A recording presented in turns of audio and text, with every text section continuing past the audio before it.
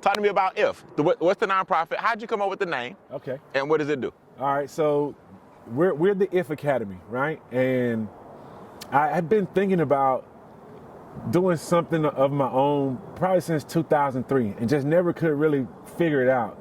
And one day I was just watching TV and I saw something about cultivating ideas.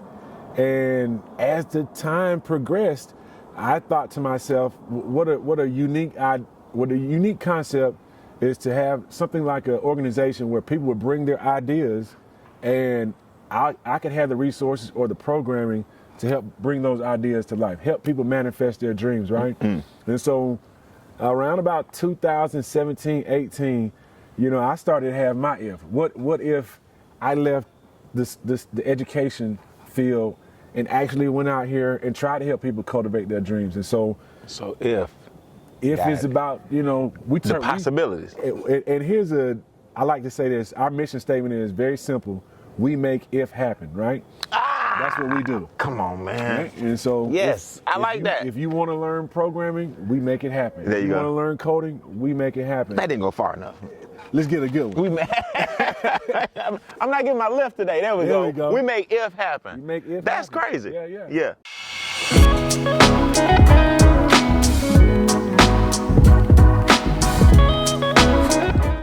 It's a great day to change lives, everybody. Welcome to another episode of the Instincts Podcast. What can I tell you? We have another very special gentleman in the building.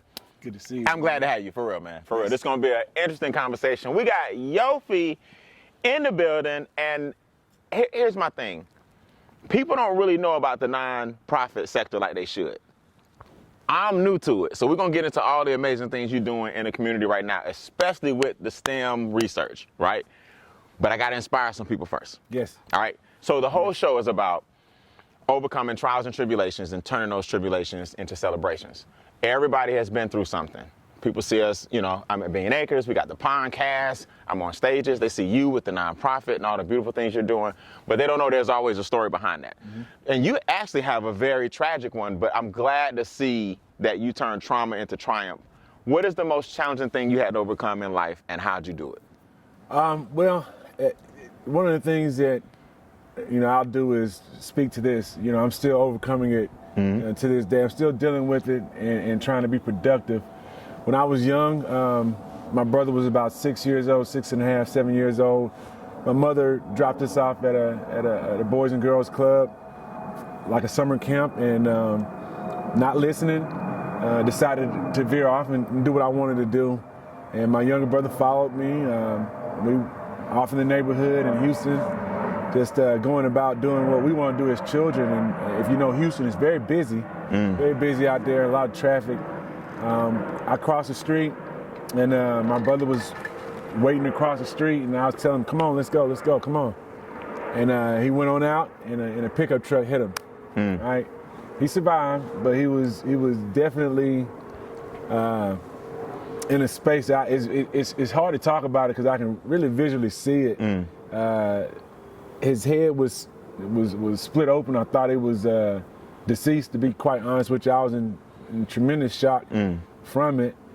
He was able to survive because he was so young. Amazing. So young. His skull hadn't fused yet. Mm-hmm. So that was a fortunate thing.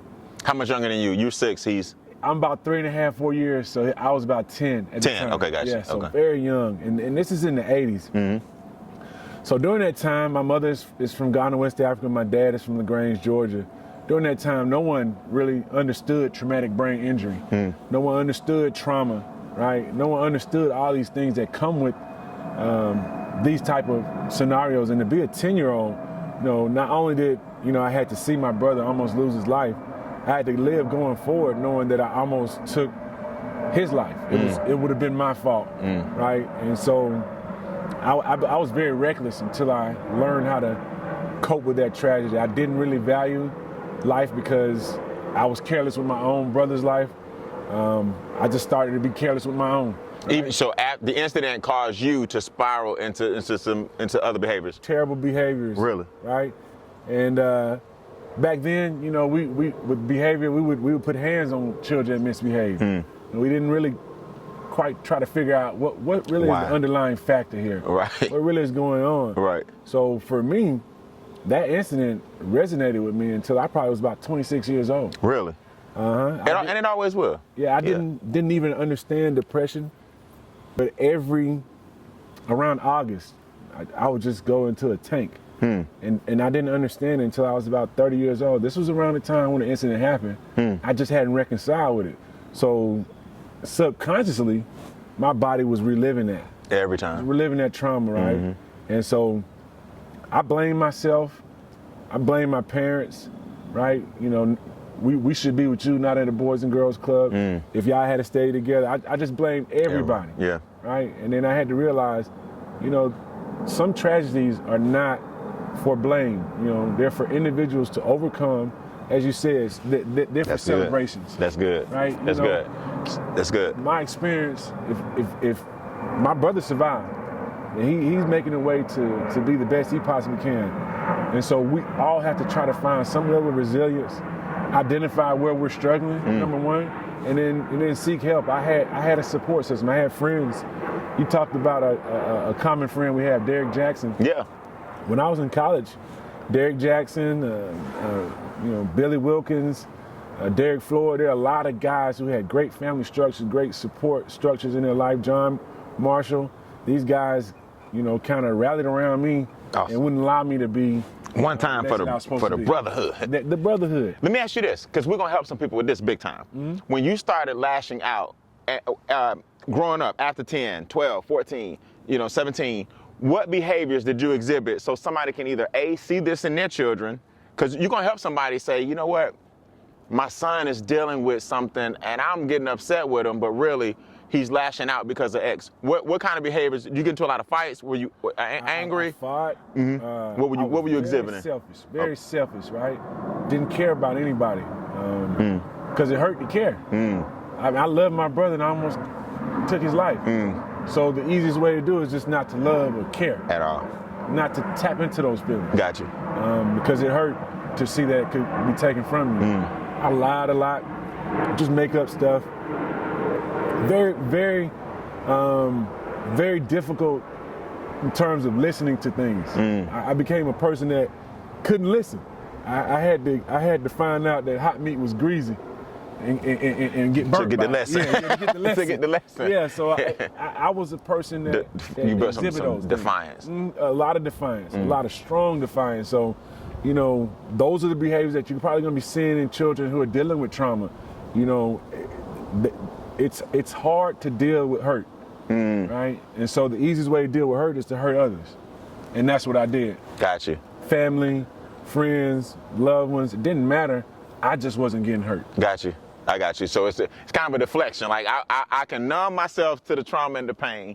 It's a post-traumatic. It's a traumatic response to something traumatic that happened. Correct. I'm gonna numb myself by putting my pain on other people. Correct. Then I ain't gotta deal with my own feelings. Correct. So to those that are watching, if you may not even see those in yourself, but if somebody sees that in you, or that's being exhibited by someone you love, you know it's something deeper. Correct. It's something deeper. All the positive things you're doing now. Before we get to that, you said a strong support system, so let's talk to some people about what helped you so they can go try to identify with the same thing. You got the brothers around you that were supporting you. This is well into your 20s now. So people need to understand this can continue. What other things can a person that's experienced trauma like that do to rebound? Well, the best thing to do is best put self-realization, right? You have to know, right? I don't like this. That's good. Yeah, I don't like this. And that's good. If I don't like it, what am I going to do about it? That's step number 2. So the thing that helped me get into self-realization was being around individuals who saw something in me that I didn't see, right? You know, Derek saw something that I didn't see. My parents saw things that I didn't see. My teachers, so many people saw things that I didn't see. And when they saw these behaviors, they weren't things that said, you know what, we give up. Got it. So, a lot of this, we're going to talk about the nonprofit space, but a lot of this, there's so many individuals who live in environments where people give up. That's right. Right? And that's why they don't get the support. They just say, lost cause, or we can't help, or this is who they're supposed to be, or this is who they want to be. But you have to understand, most individuals who experience trauma oftentimes are very young when they experience trauma, or they're at a very vulnerable stage. Nobody willingly says, let me have something that just negatively steers my life in a portal. It's not intentional. Nobody says I want to grow up to be an addicted person living under a bridge. That's my life goal. Absolutely. Something got you there, and we need to help people unwind and figure out what that may have been. Got it. The earlier the better. And I have to commend you, because what you're doing is part of that solution, right? Somebody may feel uncomfortable perhaps talking to someone or reaching out, but listening, the questions that you ask will stimulate thought in that person. Right? Good. That's good. So a lot of what you're doing, dialogue. You're helping to instead of talk about the problem, you're creating solutions. That's good. No, I appreciate it. And that card is for you.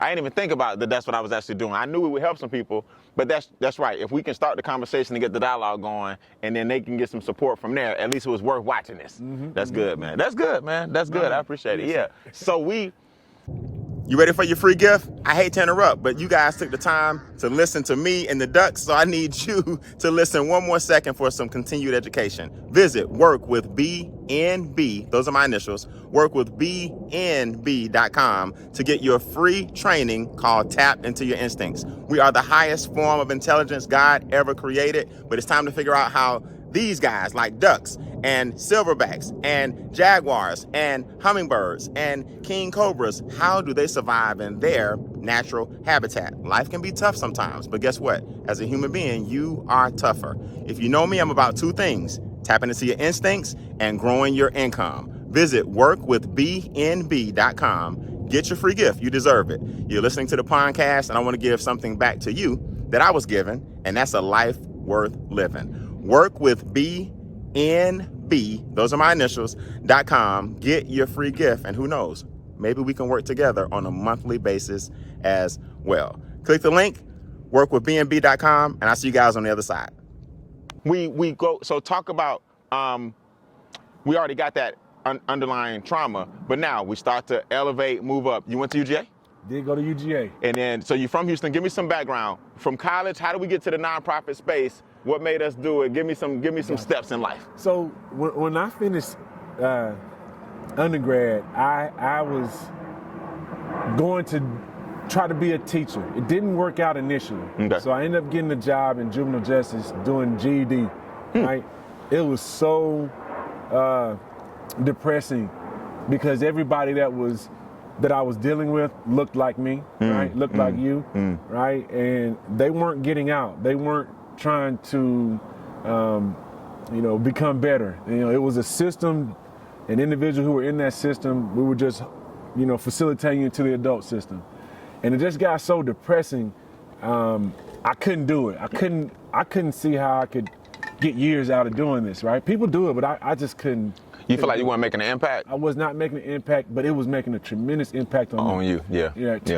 Terrible things that you see, that you hear about, seeing young kids lose their life, either actually and no longer here with us, or lose their life by doing something that puts them in jail for 20, 25 years. Crazy. Yeah, so, we see it in the news, I would see kids in the moment when they're 16 years old, they're real tough guys, right? And 3 years after you sitting in a jail cell, you say, wow. Man, why did I do that?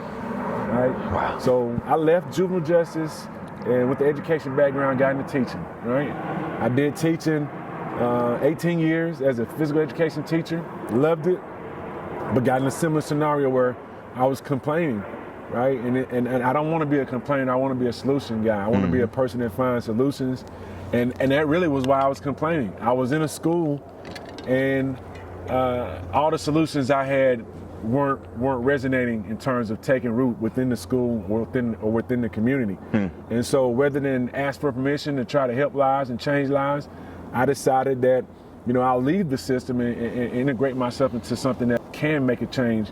And that's how I got into the nonprofit space. And from there, I feel good about what I do. I feel good because I meet people like you we're out here trying to get the work done for people who need it. Absolutely. And so I feel so much better. I feel like this is a passion that I wish I had it found earlier in life, but God pointed me down this road so it would be legit and it would be real. Yeah, you had to go through the areas where you felt like you couldn't help, and the terrible things you saw and heard about. You had to probably see that stuff to appreciate the work you're doing now even more. Yes. You know what I'm saying? Yes. It's crazy that we don't often know why we're going through those things, but they'll reveal themselves if you hang in there long enough. You said that. You know what I'm saying? So talk to me about IF. What's the nonprofit? How'd you come up with the name? Okay. And what does it do?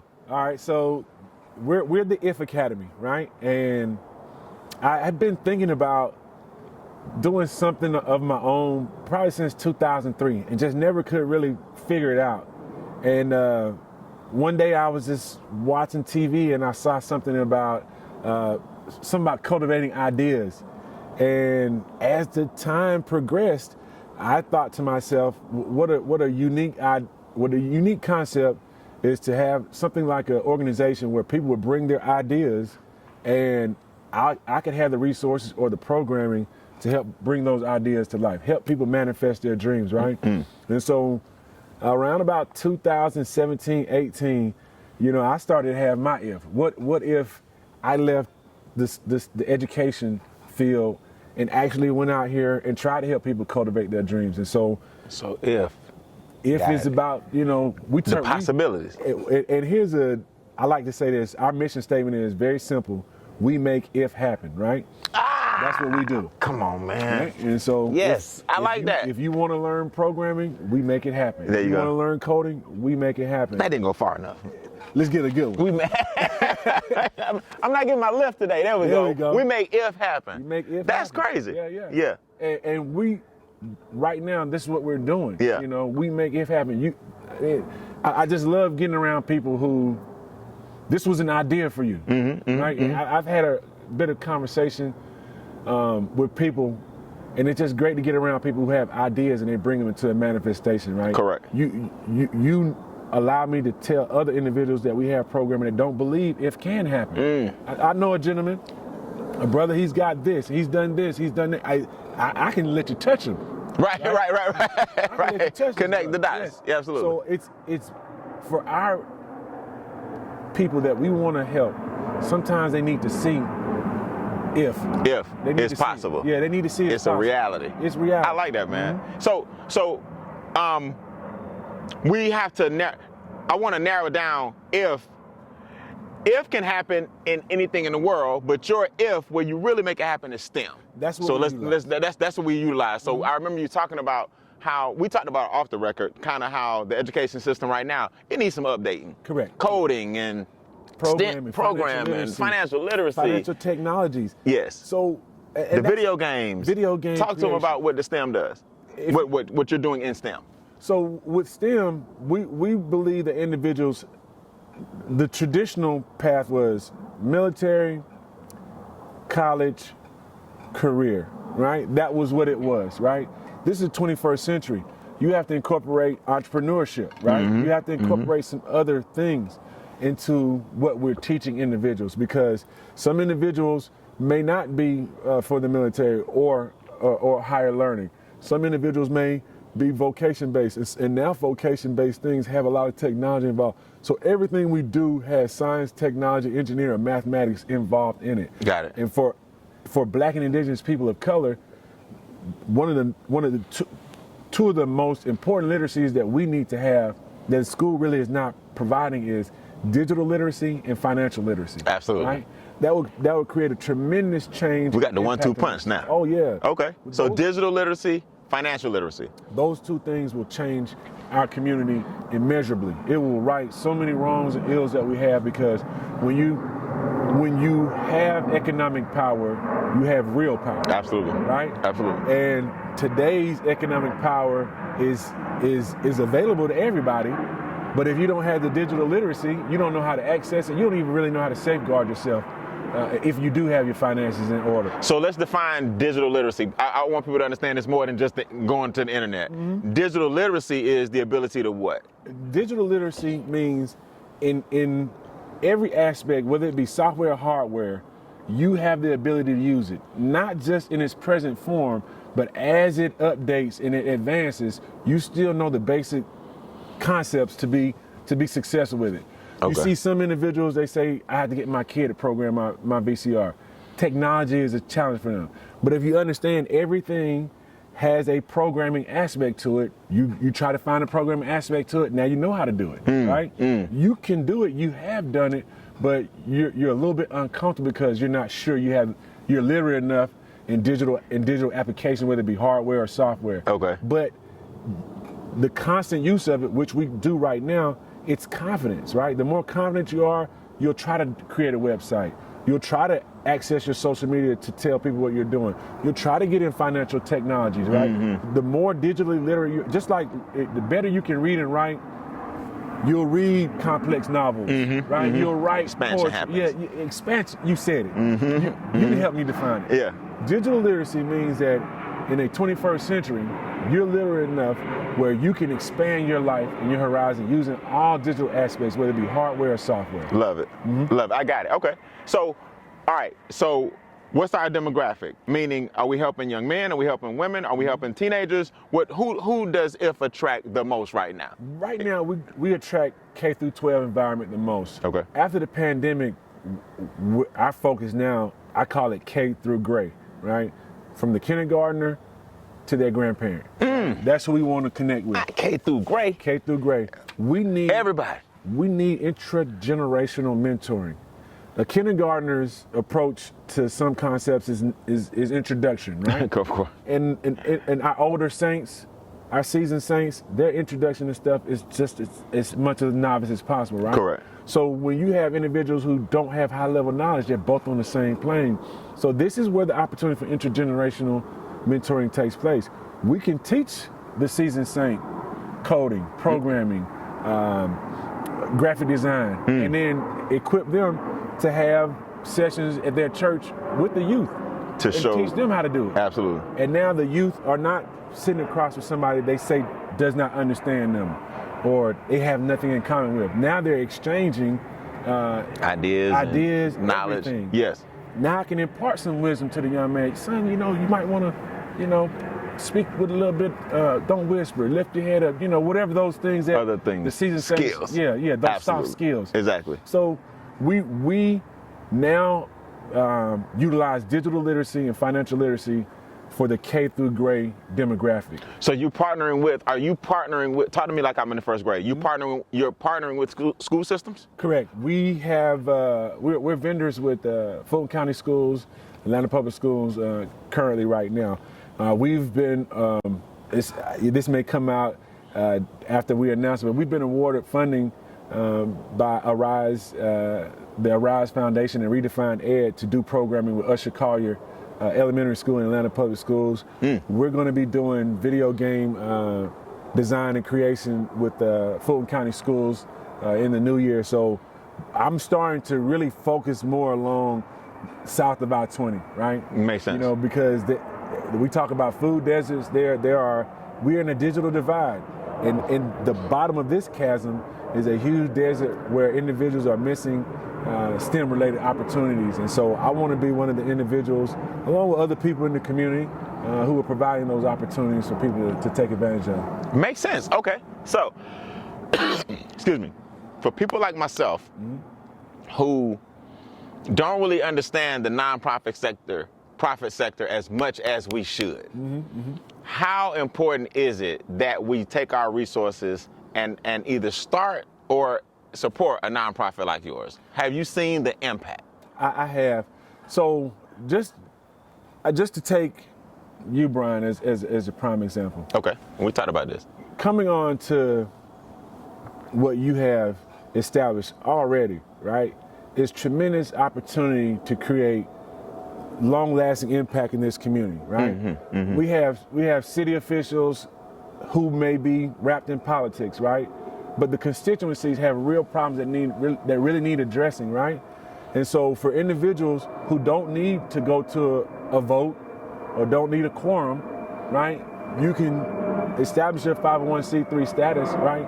And then utilize programming to address some of these things that city governments or state governments may feel are too political to engage in, right? These problems Like a need buffer. addressing, right? They need addressing. They don't need somebody to say no or maybe next year. No, these problems exist right now. And I'll say this as an example. When I was an educator, we had an initiative come by where they told us everybody has to be out of the building at 4:30, right? The people on the street, the gangsters, they don't stop teaching. They teaching way after 4:30. They operate a nonprofit too, right? They're not getting funding from the banks. They're not operating as a for-profit enterprise. They are the same way. They're getting donations and mentoring kids, doing the same thing, but it's for a whole different cause. They're there to destroy lives. So we have to have individuals with the same type of vigor, same type of desire, right? To do the opposite. We're gonna take these kids away from them. That's right. Yeah, we're gonna take these old people and empower them. That's right. Not intimidate them. We have to take the same. We can't be shocked or intimidated by the element that is causing the harm in our society. The nonprofit organization right now for individuals who have resources like facilities, property, machinery, hardware, software, whatever it is, all you need to do is understand that there are volunteers. There are college students who want to do well in this world, and a salary is not something that's going to scare them. That's right. It's not at all. They're more interested in solving the problem than they are putting money in their pocket. So we can't let people who have a desire to help have nowhere to help. Got it. So for me, when I meet gentlemen like yourself, I immediately see there's an opportunity for a lot of lives to be changed right here. Right? Yeah, and we talked about that off camera. Let's talk about that. Let's use me as just as an example. And I'm sure I'm going to probably implement the things that you're about to recommend. I'm building a parking lot up here for the amphitheater. You see the forklifts, you see the bobcats. Talk to everybody about, because I was like, how do you turn something like this into a nonprofit? And I want to encourage everybody, think about some of the things he's about to say. You may not have 20 acres or whatever, but you have something that other people need to utilize to improve their skill set, and there's funding available for it. Am I basically, is that a summary? You're 100% correct. Okay, so use this. I'm going to say, for this example, there are individuals with social emotional issues, right? There are individuals with mental health issues. There are individuals that have been impacted by violence. There are veterans.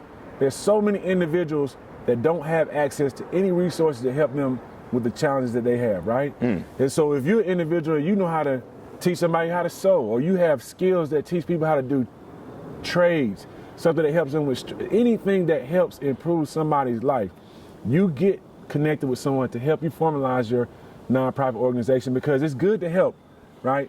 But you also want to take advantage of the resources to make what you do better. It's all about growth. We talk about that, right? Of course. So when you get that, now you can identify all these resources that are available to you, right? So for you, you can get funding from the bank that you bank with, because they're individuals who have foundations and trusts that are managed by the bank, right? Of course. And so they want to pay less taxes, and they do that by donation. Nonprofits. So Absolutely. you say, we operate this.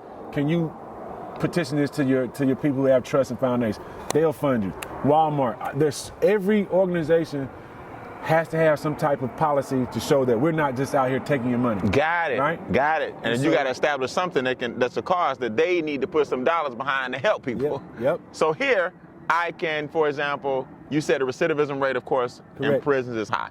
That right there is a long-standing issue in America. We're the most highly populated prison country in the world, right? And so when these individuals come out, the jail has taught them a variety of lessons, but some individuals don't want to do that, right? Correct. So society is systemically positioned where we want you to come back in.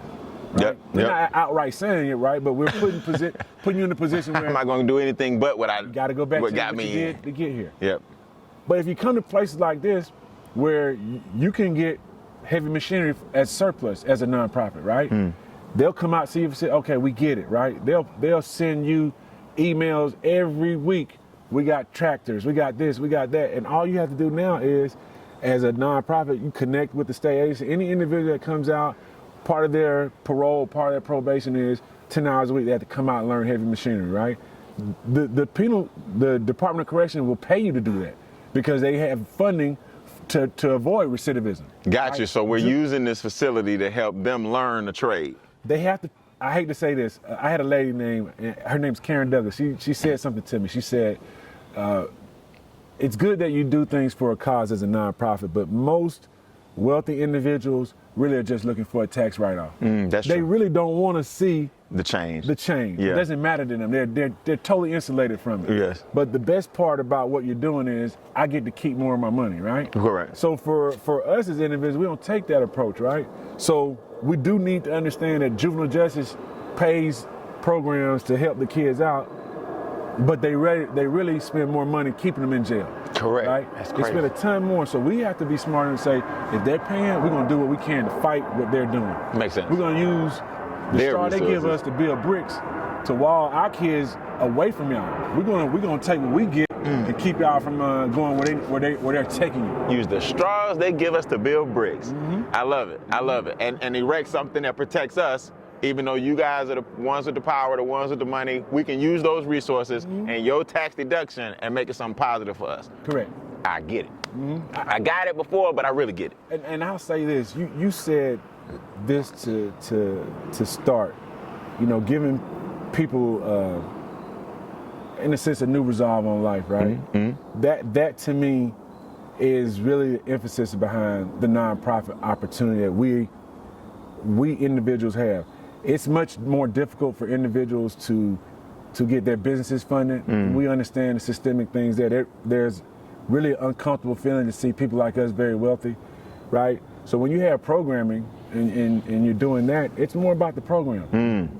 You can never underestimate a person's greed. They want to keep their money, right? Absolutely. We can take advantage of that and utilize it to better our community, to protect our community, to engage our community in ways that haven't been engaged in the past.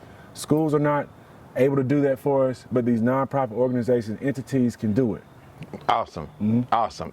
I love the name alone, man. Thank you. What's up, everybody? Brian and Bean here at Bean Acres, and I had to interrupt the episode. Why? It's time for some continued education. We got to keep the conversation going. I just launched my group coaching program, and if you know me, you know I'm about two things: instincts and income. We are the highest form of intelligence on the planet. Then why don't we tap into some of God's other creations and figure out how they survive in their natural habitat? What can a silverback teach you about confrontation in your life? What can a jaguar teach you about staying true to yourself? Think about it. What can a hummingbird teach you about time management? Well, maybe because he never visits the same flower twice if it has no nectar. What can a rhinoceros teach you about your friendships? What can a snow leopard teach you about isolation? These are all the things we're going to talk about on a month-to-month basis and show you how to use those same instincts to earn income. Visit workwithbnb. Those are my initials. Workwithbnb.com. Enter your name and email. A free gift will come along with the group coaching, and I'll see you guys on the other side. Yeah, that's powerful. How long it's been in existence? Since 2018. 2018, 5 years. And you just getting started. I'm hitting my stride. Can you like stride those right people now? So let me ask you this real quick. Going back to STEM for half a second, and we're going to close up with my final question. How important is it that we start learning this metaverse? Now, Should I be up in the metaverse? I don't have my Oculus glasses yet. I'm a little nervous about going into the metaverse. I'm gonna go. I typically don't say this in the public setting, right? But I'm gonna go ahead and say it because we're on the podcast. Hold on. I got another first time reveal. Water calms everybody down. So the reality that we're facing, we live in, I don't want to say anything really controversial, but we could call it an Anglosphere, right? Okay. We live in a world that has pretty much been created on Western economics, Western cultures. Absolutely. So it's more of an Anglosphere. And so we really resist as humanity like we're in the 19th century, right? Maybe the 20th century. But we're living in an advanced world where it's the 21st century. The sooner that we embrace science, technology, engineering, and mathematics, we will be able to deal with all these old problems. When you look at Instagram, some of the most bigoted, misogynistic, racist, hateful people look at Instagram. They have no clue that foreigners, people of all gender, identities, everything they hate are making sure Instagram works. Because you can't see their face. That's right. That's right. We can really advance ourselves to avoid so many issues just by mastering STEM. STEM now, we're in what's called the fourth industrial revolution. STEM is going to be a part of our lives. If you have an Apple Watch, a Fitbit, a Zero Ring, any of those things that take your biorhythms are sending signals just like if you were hitting keystrokes, right? To put an input into a device, right? So we have to understand that we can literally use technology to evade all these things that have plagued us in the past. So when you talk about the metaverse is a reality where instead of us having scenarios where we have to actually do work that, doesn't need to be face-to-face, it can be done in the metaverse. You have people that utilize avatars. So my avatar might be God knows what, but you can't assess any judgment on that because you don't know. Right. It's just an avatar. Right. So the metaverse, to me, I think is getting ready to become something that is used with more regularity. Right now, we have a society that's kind of tech scared. Right. Right. They think the robots are going to take over. But we have to remember, we make the robots. Correct. Right. Correct. This is not Frankenstein. That's a story and it's a movie. Real life. A real person. We made the robot. Yeah. There's no chip that has more intelligence than the brain. Correct.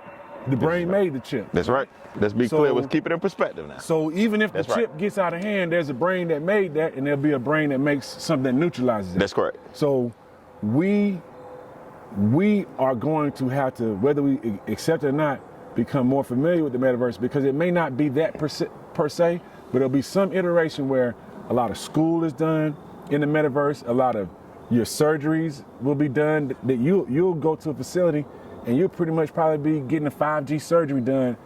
That person is in the metaverse operating on you with machine hands. Now, why am I operating in the metaverse when the person is right here? Why? I said we're in the fourth industrial revolution where tech is going to start blending with humanity.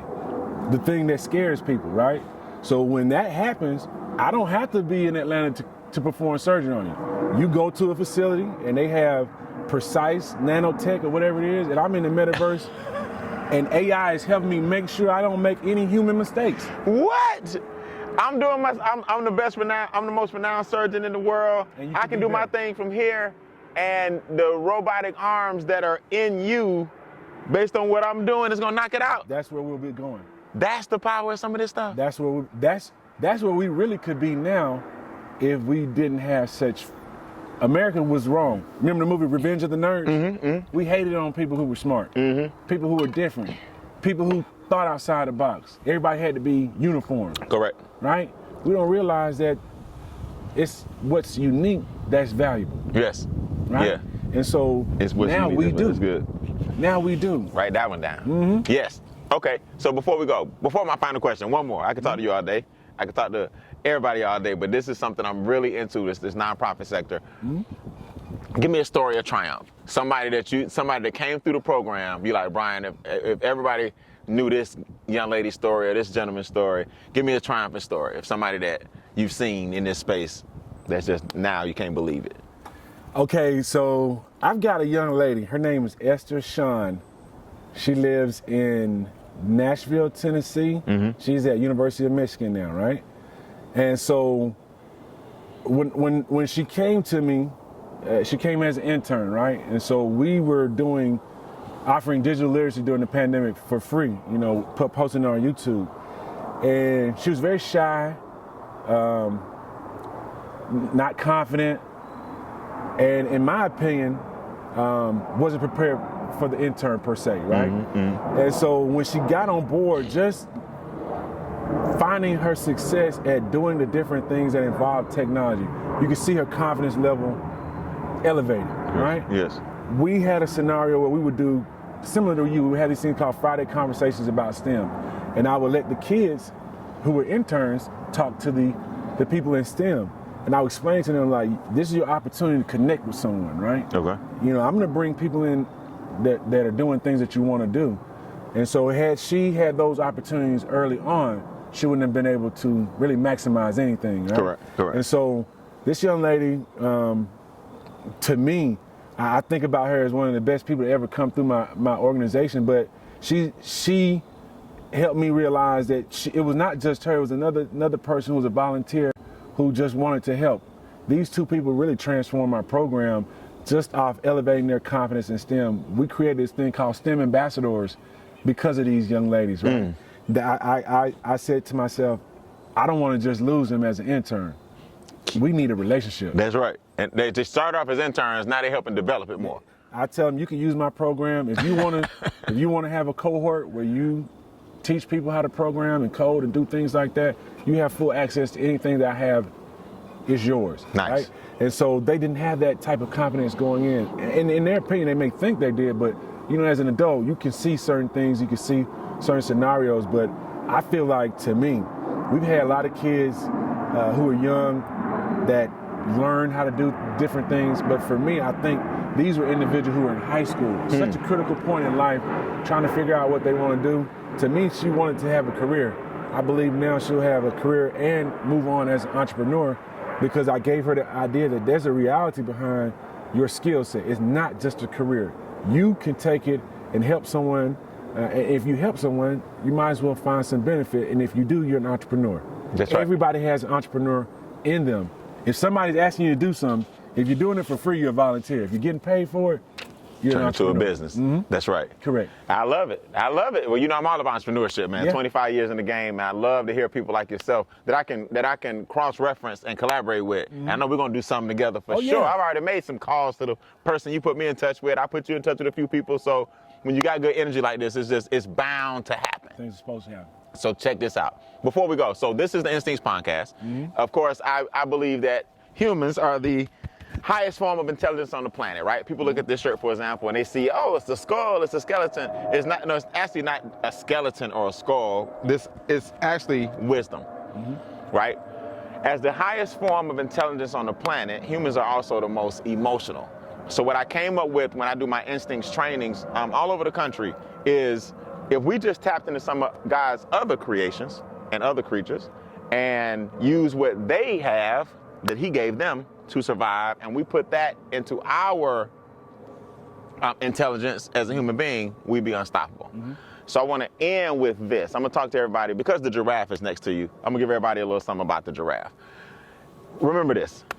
Giraffes don't hang with turtles. Giraffes don't hang with turtles. Okay?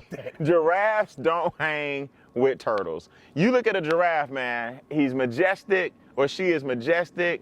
They have their head held high, literally. Yep. They have to literally spread their legs all across. It's very uncomfortable for them to come down and get water. And they can't stay like that long, right? That means something that's this high and this tall with this vision way up here don't have no business hanging around with something. I wish I could throw a car. Man, ain't gonna work for you, man. We got plenty of cars, man. We got plenty of cars, right? Oh, I ain't catch no hang time, but You got y'all edited that. it's something this tall with this vision. What? Don't have time to stay down here talking to a turtle That's power. that's moving slow, that's down low, and it's not a knock against the turtle, because I love the turtle. I'm just giving you a comparison. Just the reality. This low, down here, moving slow. You hurting my neck. You putting the strain on my body. God gave me a gift of vision and height, and that's where you want to stay. Whatever your goal is, whatever your dream is, whatever your aspiration is, let's keep it up here above board. Let's make sure we're able to see over everybody else's vision. And it doesn't mean you looking down on somebody else. It just means you refuse to hurt your neck to help somebody that don't share that same level of vision. Brian. That's my quick testament for the day. Brian, I'm gonna replay that for my son. He ain't gonna listen to me say it, so I'm gonna let him hear you say it. You do that. I be preaching. I'm gonna let him hear you say it. That's his, man. That's power. What is your animal, if you had to relate to any instincts on your own before we go, closing remarks, what animal do you relate to the most and why? For me, I'm gonna go with an owl. An owl, all right? Love it. That's for me. And I'll take it back to how we began.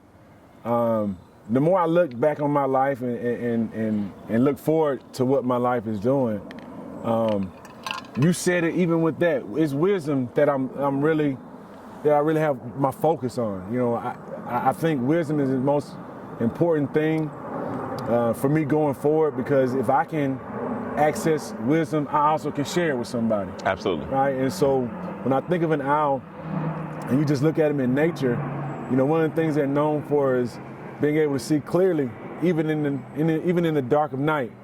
And in my opinion, that's something that has helped me in the darkest times in my life. I was able to find a way to see the light. Get through it. And get through it. Absolutely. Mm-hmm. Absolutely, man. One of my favorite animals on the planet. An owl, a lot of people say an owl is synonymous with evil and darkness, but an owl is also synonymous with wisdom and understanding. Correct. Seek the owl's wisdom and get through your darkness. Hey, man, it's been a great day to change lives. I appreciate it, man. What's your Instagram? What's the name of the nonprofit website? Where can they find you and send some donations in? Correct. All right, so my Instagram is @Idea Farm Academy, all one word. Okay. Idea Farm Academy. Put them together. @Idea Farm Academy on Instagram. Idea like an idea? Like an idea. Idea. A farm where you get the good food and academy where you learn. Okay. Idea Farm Academy. Love right? it. And the website is ideafarmacademy.org. On the About page, we have our donation portal, right? And even if you go to Facebook, we're a PayPal charity as well. And so we have different areas where you can donate, whether you want to do so on Facebook or PayPal, or if you can come to the website, we also take donations there as well. Love it, man. Love it. Y'all check them out. It'll also be in the comments at the bottom. It'll also be on the notes at the bottom, so you guys can click those links. If you're listening to us, please go check them out on Spotify. Check them out on Apple. Check them out on Google or Alexa, wherever you listen to your podcast, and definitely click and subscribe on our YouTube channel. It's a great day to change lives. You guys are already angels, but you got to get out there and spread your wings. Powerful. Yo, I appreciate it, man. Man, I appreciate it too. Much love. Oh my God. We'll see you guys soon.